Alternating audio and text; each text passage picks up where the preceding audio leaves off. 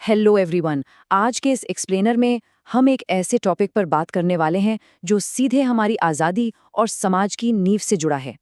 हम बात कर रहे हैं फ्री स्पीच, यानी अभिव्यक्ति की स्वतंत्रता की। एक तरफ तो ये राइट हमारी सबसे बड़ी ताकत है, लेकिन सच कहें तो आज के इस डिजिटल एरा में इसके कुछ खतरनाक नतीजे भी सामने आ रहे हैं। तो चलिए इस कॉन्सेप्ट में थोड़ा गहराई से उतरते हैं और समझते हैं कि आज़ादी और जिम्मेदारी के बीच का ये बैलेंस आखिर काम कैसे करता है।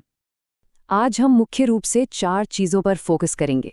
पहला, अभिव्यक्ति की स्वतंत्रता असल में क्या है। दूसरा, ये लोकतंत्र का सबसे बड़ा आधार क्यों है।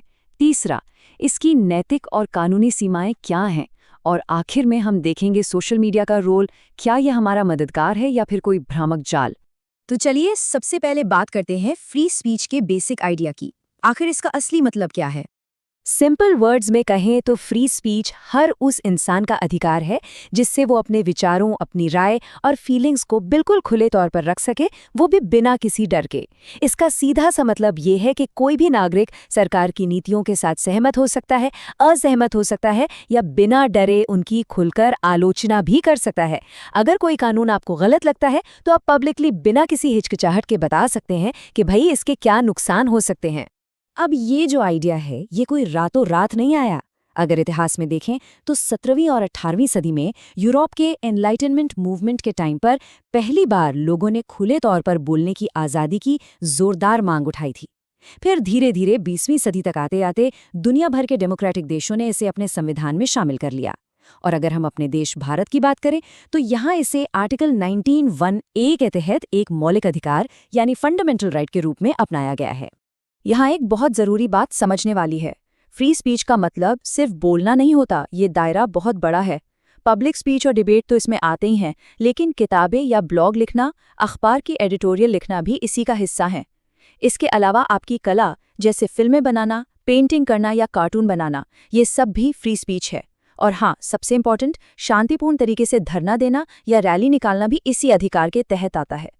अब आते हैं अपने दूसरे पॉइंट पर कि आखिर क्यों इस आज़ादी को लोकतंत्र की नींव कहा जाता है। मशहूर फिलोसोफर जॉन स्टुअर्ट मिल ने एक बहुत ही गहरी बात कही थी। उनका मानना था कि विचारों की खुली बहस ही सच्चाई तक पहुंचने का सबसे अच्छा तरीका है। जरा सोचिए, अगर समाज में खुलकर बात ही नहीं होगी तो गलत विचारों या झूठ को चैलेंज कैसे किया जाएगा। सच सामने लाने के लिए और समाज की प्रोग्रेस के लिए बहुत जरूरी है कि हर तरह के विचार टेबल पर आएं। और बिल्कुल यही वजह है कि फ्री स्पीच को डेमोक्रेसी का सबसे बड़ा पिलर, उसकी आत्मा माना जाता है।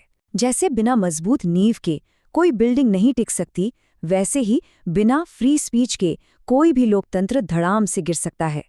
अगर आम लोगों से सरकार से सवाल पूछने का हक छीन लिया जाए तो वो लोकतंत्र बहुत ही जल्द एक तानाशाही में बदल जाएगा। तो ये सिस्टम काम कैसे करता है? ये एक तरह का लूप है, एक चेन रिएक्शन है।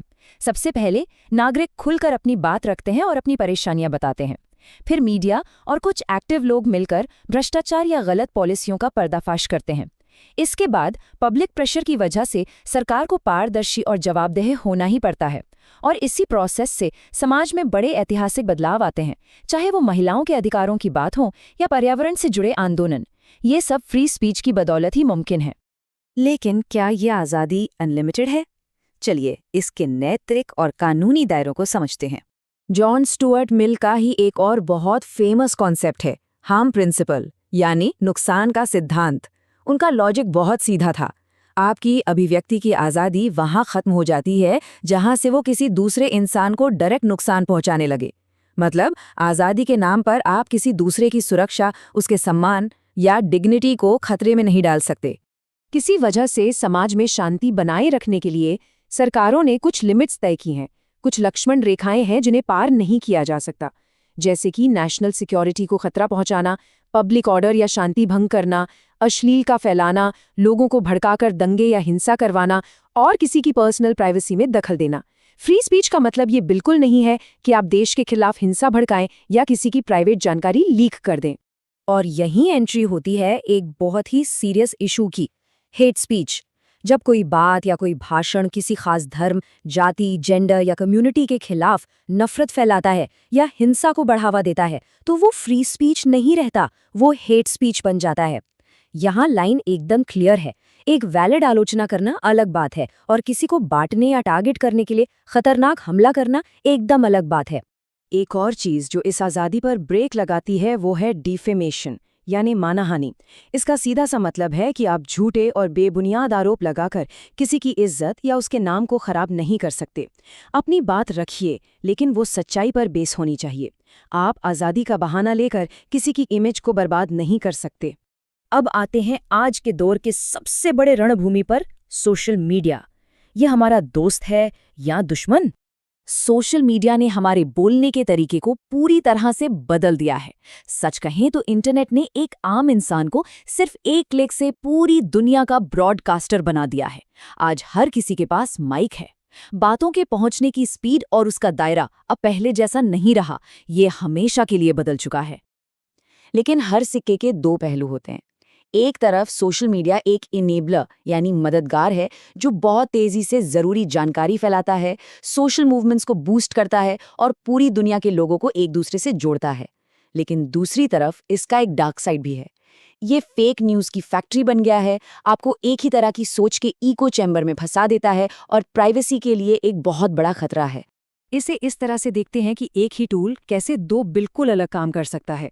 इन्फॉर्मेशन के मामले में देखिए, जहाँ एक तरफ बाढ़ या भूकंप के वक्त ये राहत पहुंचाने में मदद करता है, वहीं दूसरी तरफ फेक न्यूज़ से लोगों में पैनिक भी फैला देता है। ऐसे ही ये पिछड़े हुए लोगों की आवाज़ भी बनता है, लेकिन साथ ही लोग फेक अकाउंट बनाकर ट्रोलिंग और हेट स्पीच भी इसी प्लेटफॉर्म पर करते हैं। और जहाँ तक सोसाइटी की बात है, एक तरफ ग्लोबल अवेयरनेस है तो दूसरी तरफ एल्गोरिदम का खेल है, जो मेंटल हेल्थ क्राइसिस को बढ़ा रहा है। ये जो डिजिटल खतरे हैं ना, ये बहुत ही रियल है। आपने सुना ही होगा कि कैसे सिर्फ एक झूठे मैसेज या फेक न्यूज़ की वजह से असल जिंदगी में दंगे भड़क जाते हैं। इसी वजह से कई बार सरकारों को इंटरनेट शटडाउन तक करना पड़ता है। इसके अलावा साइबर बुलिंग और हर वक्त दूसरों की परफेक्ट ऑनलाइन लाइफ से अपनी लाइफ को कंपेयर करने से आज डिप्रेशन बहुत तेजी से बढ़ रहा है और डेटा चोरी की प्रॉब्लम तो खैर है ही। तो आखिर में बॉटम लाइन क्या है? बॉटम लाइन ये है कि फ्री स्पीच असल में एक बैलेंसिंग एक्ट है। अगर हम अभिव्यक्ति की आज़ादी चाहते हैं तो हमें उसी लेवल की जिम्मेदारी, सच्चाई और दूसरों के सम्मान के लिए भी तैयार रहना होगा। ये आज़ादी मुफ्त में नहीं मिलती, ये हमसे जवाबदेही की डिमांड करती है।